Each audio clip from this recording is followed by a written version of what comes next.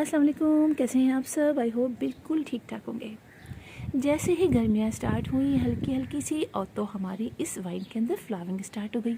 मेरी ये वाइन है जेस्टार जैस्मिन वाइन और इसको लोग मोगरा प्लांट भी कहते हैं, इसके अलावा कुंदे प्लांट भी कहते हैं। और आप इसके फ्लावर्स देखिए, इतने बड़े बड़े होते हैं स्टार्स की तरह और इतनी अच्छी खुशबू आती है कि मैं आपको क्या बताऊं। मोगरा की चूँकि एक तरह की टाइप है तो इसलिए इसके अंदर बिल्कुल वैसे ही मोगरे की तरह की खुशबू आती है। और आप इसकी कलियां चेक कीजिए, कितनी बड़ी बड़ी कलियां हो रही हैं और मुसलसल निकलती आ रही हैं। छोटी सी छोटी जो है वो ब्रांच के अंदर भी आप ये देखिए कली निकली है। यहाँ आप चेक कीजिए, ये देखिए इनके अंदर भी कलियां आ रही हैं, है ना। ये देखिए पीछे इनके अंदर भी कलियां आ रही हैं, ये देखिए। तो ये प्लांट जो है मेरा बहुत रफ़ एंड टफ़ प्लांट है, कई साल पुराना प्लांट है और बहुत नाजुक सा होता है और बहुत सफ़ा। इसके साथ बहुत इग्नोर भी हुआ। जब हमने घर शिफ्ट किया 2-3 दफ़ा तब ये बहुत इग्नोर हुआ। पिछले साल मैं कराची में नहीं थी तो ये प्लांट बेचारा बहुत ही ख़राब हो गया। एक पतली सी डंडी है ना, बस ये डंडी बची थी और उसमें बिल्कुल पत्ते वत्ते गायब थे। मैंने आने के बाद उसकी थोड़ी केयर की, इसको सही से फर्टिलाइज़ किया, पानी वानी सही से डाला, तो आज आप देखिए इसका रिज़ल्ट मुझे मिला है। कितनी अच्छी फ्लावरिंग हो रही है। तो ये प्लांट काफ़ी रफ़ एंड टफ़ है। नर्सरी में थोड़ा सा इसको आपको सर्च करना पड़ेगा, इसलिए कि ये वाइन जो है ये थोड़ी सी मुश्किल से मिलती है और इसके फ्लावर्स माशाल्लाह से बहुत बड़े बड़े होते हैं।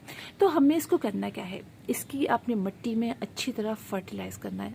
क्योंकि इतने बड़े बड़े इसके अंदर फ्लावर्स निकलते हैं तो इसकी मिट्टी तो अच्छी फर्टिलाइज़ होनी चाहिए। इसके अंदर आप कुछ भी गोबर की खाद डाल सकते हैं, NPK डाल सकते हैं, आप वर्मी कंपोस्ट डाल सकते हैं, किचन वेस्ट का फर्टिलाइज़र डाल सकते हैं। मैंने इसके अंदर अभी तक किचन वेस्ट से जो फर्टिलाइज़र बनता है लिक्विड वो डाला है और आज मैं अपने घर का जो कंपोस्ट है वो मैं डालने जा रही हूँ। तो सबसे पहली बात ये कि आपने अपने इस प्लांट को बहुत अच्छे तरीके से गुड़ाई करनी है।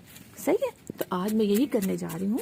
इसमें मैं थोड़ी सी गुड़ाई कर रही हूँ ताकि चूँकि मैंने इस दफ़ा अभी तक इसमें फर्टिलाइज़र नहीं डाला है, गोबर की खाद या कंपोस्ट, सिर्फ लिक्विड फर्टिलाइज़र मैं डाल रही थी जो किचन वेस्ट से बनती थी, उसी से इतनी अच्छी फ्लावरिंग है। तो काफ़ी रफ़ एंड टफ़ प्लांट है। आप एक दफ़ा ले आएंगे तो आप यकीन जानिए आपके घर में ये बंदा रहेगा। तो ये थोड़े से पत्ते वत्ते थे, ये भी मैं साथ में ऐसे कर दूंगी और मैं डाल दूंगी। चूँकि मैं मिट्टी इसकी निकाल चुकी हूँ पहले और फिर मैं इसमें दूसरी मिट्टी डाल चुकी थी, तो लिहाजा अब मैं मिट्टी नहीं निकालूंगी।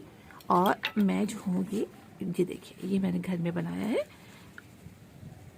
कंपोस्ट, वो मैं डाल दूंगी। कंपोस्ट डाल के हम थोड़ी सी इसकी गुड़ाई कर देंगे, ठीक है। अच्छा, चूँकि मैंने अभी कंपोस्ट डाला है तो मैं अभी इसमें पानी नहीं डालूंगी, एक दिन का रेस्ट दूंगी। चूँकि पहले पानी मैं इसको डाल चुकी थी तो मैं इसको भी रेस्ट दूंगी। अब मैं कल पानी डालूंगी, ठीक है। एक तो काम मैं ये करूँगी इसके अंदर। अच्छा, इंसेक्टिसाइड का स्प्रे आप ज़रूर किया करें अपने सारे प्लांट और डंडियों तक पे किया करें। जो उसके स्टेम है ना, इस पर भी किया करें, पता भी नहीं चलता है और किसी न किसी इंसेक्ट का अटैक हो जाता है। और जितनी भी डंडियाँ वंडियाँ जो फालतू हैं और जो फ्लावर्स हमारे सूख चुके हैं, आपने उसको कट करना है। मैं आपको दिखाती हूँ, ये देखिए, ये जो है ना, ये इसके पीछे आप ये देखिए, ये फ्लावर्स सूख चुके हैं, दिख रहे हैं आपको। अभी आपको दिखाती हूँ, जैसा कैमरे में आ जाए, ये हल्का सा ये देखिए, ये फ्लावर्स आपको शायद आ रहा हो, ये जो है ये फ्लावर्स देखिए निकल चुके थे, सूख गए, झड़ गए हैं। तो इस तरह के जितने भी ब्रांचेस हैं ना, इनको हमें कट कर देना है, ठीक है। इन जितने भी इस तरह की ब्रांचेस है इनको हमें कट कर देना है, ये कट कर देना है। और जहाँ आपको सूखे हुए लगे कि जहाँ पर आपके फ्लावर्स झड़ चुके हैं वो आप कट कर दीजिए। और कट भी आपने कैसे करना है, आपने ये नहीं करना कि आपने सिर्फ उतना छोटी सी नीचे तक, जैसे कि अब मेरा ये फ्लावर्स अगर सूख जाएगा ना तो मैं थोड़ा नीचे से इसको कट करूँगी, थोड़ा यहाँ से कट करूँगी थोड़ा, तो उससे होगा कि 2-3 ब्रांचेस निकलेगी। और आप देखिए कि मेरा ये प्लांट आहिस्ता आहिस्ता घना हो जाता है। और मैंने कितनी इसमें पिंचिंग की है, मुसलसल थोड़ा सी ब्रांच निकलती है, पिंचिंग कर देती हूँ। और अब मैं यही करूँगी। ये देखिए कितनी सारी नई नई ब्रांचेस देखिए इसमें निकल रही हैं। तो ये काम आपने ज़रूर करना है। इसको 2 से 3 घंटा नहीं बल्कि 5 से 6 घंटे की डायरेक्ट सनलाइट में रखेंगे तो इतनी अच्छी फ्लावरिंग होगी। हम अक्सर ऐसे करते हैं कि नहीं 2 से 3 घंटा रख लेते हैं, बस इतना ही ठीक है। नहीं, 4 से 5 घंटा कम से कम आपने इनको धूप में रखना है, ठीक है। अच्छा, पॉट का साइज़ आप बड़ा लीजिएगा। मेरा जो है ये 16 इंच का पॉट है, 16 इंच के पॉट में लगाया है। चूँकि छोटा जब पॉट होता है ना तो उसके रूट जो है वो बाउंड जाती हैं, आपस में चिपक जाती हैं, मतलब उनको बढ़ने की जगह नहीं मिलती है। बाउंड जाती है तो फिर आपको उसको मज़ा नहीं आता, प्लांट को फिर सूखना लगता है, कम कम फ्लावरिंग होती है।